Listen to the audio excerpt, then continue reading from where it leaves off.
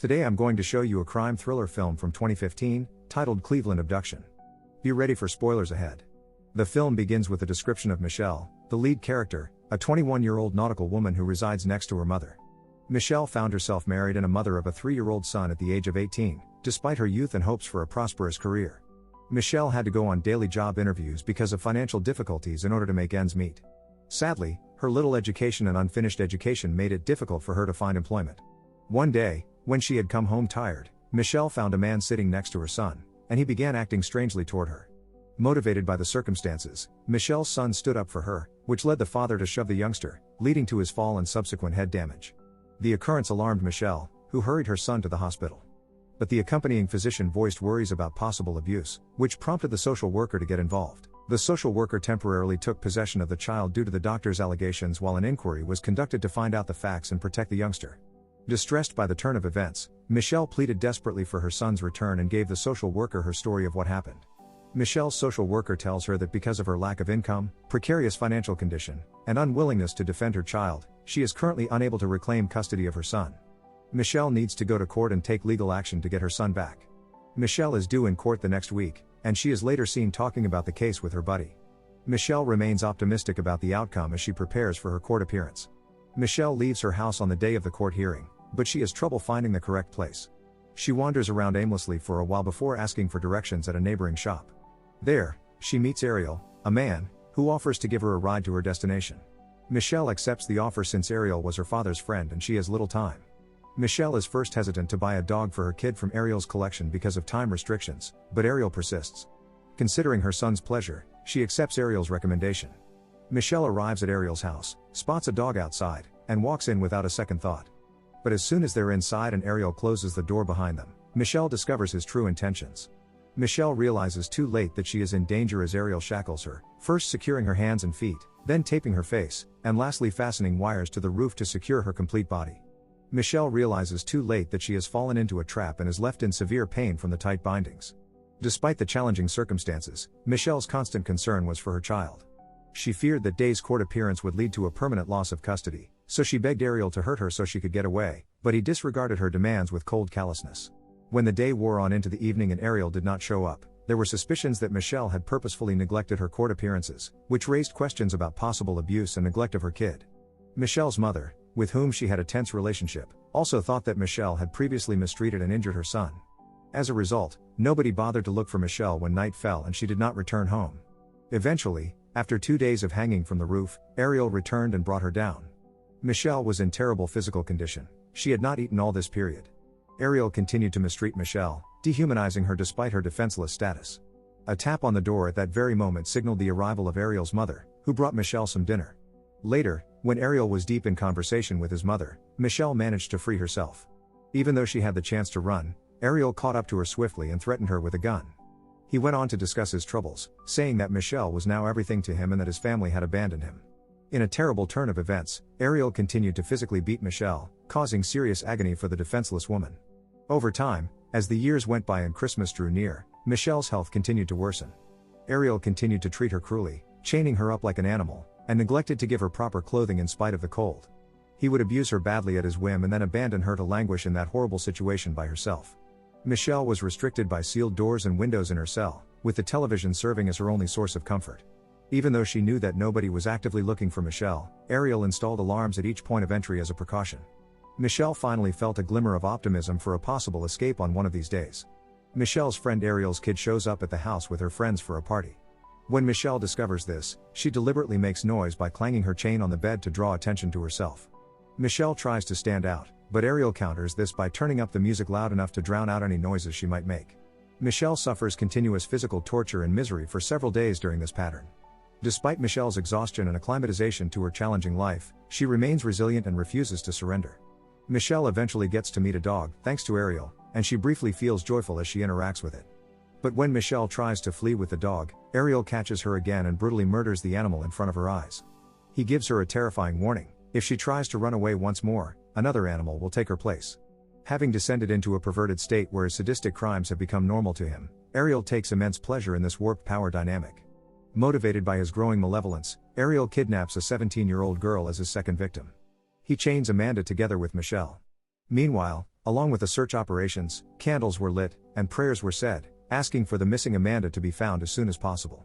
Michelle couldn't help but feel disregarded when she saw these coordinated efforts and realized that no such thought or prayer had ever been offered for her situation. While Michelle was sympathetic to Amanda's terrible circumstances, she was also hurt by this knowledge, bringing attention to her own. Weeks passed while this hopelessness persisted. Michelle unexpectedly found out she was pregnant one day. When Ariel heard this, he reacted angrily, savagely hitting her with a big dumbbell in an attempt to hurt the unborn kid. Michelle was in terrible pain from the attack, but Ariel showed her no compassion or empathy. His callous indifference won out. Ariel put Michelle to work, taking advantage of her labor as her health improved and using her assistance for his carpentry projects. Michelle asked an old neighbor for assistance during this time while she was working outside, but because of his advanced age, he was unable to understand the circumstances. Michelle's situation worsened as her meals grew irregular and her physical and mental health continued to decline. Michelle held fast to her faith in God and her hope of one day being freed from captivity in spite of all the hardships she endured. A few days later, Michelle discovered another missing young girl, this time a 14-year-old, while watching the news on TV. Michelle was even more disturbed by this information, which made her question the girl's fate and the potential culprit. She was lost in her thoughts when she was startled by screams coming from the house's surrounding area. This increased her fear and uneasiness about the evil things going on in her surroundings. Gina was the one whose voice echoed throughout the home. None of the occupants of the residence had noticed Michelle and Amanda arrive. Nevertheless, a neighbor heard Gina's terrified cries when Ariel took her inside, raising a red flag. The worried neighbor chose to call the police, voicing concerns about Ariel, even though Ariel was using music to block out the noise. Unfortunately, the neighbor's worries were disregarded by the police, who said that a mere suspicion was insufficient justification for getting involved. As a result, Ariel managed to avoid detection once more. Ariel mistreated Gina in a manner reminiscent of how he handled Michelle and Amanda. It became clear that Ariel's younger daughter was friends with Gina, highlighting his unsettling tendency to target young females with his wicked actions. Michelle learned that Amanda was kept apart by Ariel and that Gina and she were both held captive in the same room, with their hair being chopped off. Gina's parents went on camera to appeal for her safe return and to post missing posters in an attempt to find her while the media focused on her disappearance.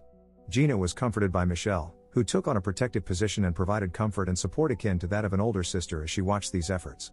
She led him in prayer and gave him words of support. Ariel would mistreat Gina in front of Michelle. Michelle intervened, pleading with Ariel to spare Gina and proposing that he treat her badly instead. Ariel snubbed Michelle's plea, claiming coldly that nobody loved her and that she was unloved, unsearched for, and undesired, which satisfied him. Another shock was dealt by the news that Amanda's mother had died of her anguish over losing her daughter. It was soon discovered that Amanda was expecting. Ariel revealed a dark wish to be Amanda's mother. Ariel brutally killed the unborn kid when Michelle fell pregnant in order to concentrate on Amanda's unborn child. Michelle was taken aback by Ariel's sudden liking for kids, as he showed a fresh affection for Amanda's daughter, who was born after Ariel had forced Michelle to have a horrific experience. As the youngster grew older, Amanda noticed some improvement in her situation over time, getting some consideration and attention from her kidnapper. Michelle and Gina, in stark contrast, were still living in appalling conditions with little access to food, few opportunities for personal cleanliness, and little freedoms like watching television and taking occasional baths. Michelle experienced more and more cruel and coercive treatment from Ariel. He fed her bad food for 4 days, and even then, it took 2 days to get to her. Besides, he put more work on her. After seeing Amanda's daughter, Michelle thought about her own son and realized he had probably aged a lot during their long confinement. Every year, Michelle continued the custom of hanging her son's birthday card on the wall to commemorate the 7 years since their incarceration. Ariel made a mistake when Amanda's youngster turned 6 years old. He left the door open after leaving the house. When Amanda's daughters noticed this oversight, she quickly told her mother and pointed out the open door. Since Ariel had acted dishonestly in the past, Amanda initially assumed it was just another one of his schemes. But after looking into it, Amanda was also shocked and thrilled to find that Ariel had indeed kept the door open that day. Taking advantage of the situation, she ran outside with her daughter and yelled for assistance. The incident caught the attention of worried neighbors, who helped Amanda and her daughter and also phoned the police. Officials' investigation into Ariel's house saved Michelle and Gina, despite Michelle's initial skepticism about their newfound independence. But when she realized that it was true, she was ecstatic. Her son's welfare was her top priority. They immediately sent the three to the hospital due to their poor condition and the shock they had experienced.